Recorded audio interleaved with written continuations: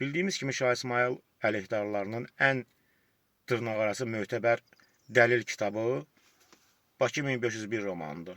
Həmin bu romana əsasən onlar iddia edirlər ki, Şah İsmayıl Azərbaycanda qətliamlar törədib. Halbuki bu fakt tarix xronologiyasında yoxdur.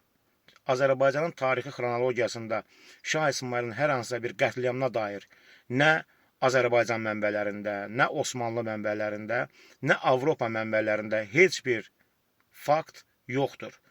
Sadəcə və sadəcə həmin bu şəxslər Sovet devrində, Sovet senzurasından keçən Sovet ideologiyasının bəhrəsi olan bu kitaba istinad edirlər. Dindarından tutmuş ateistinə qədər hər kim ki Şah İsmayıl əleyhdarıdır, acizanə şəkildə bu kitabı istinad kimi görürlər. Roman tarixi qaynaq deyil və tarixi istinad deyil. Roman tarix kitabı deyil. Ciddi tarix bəhsində romandan istifadə olunmur. Lütfən bunu nəzərə alın.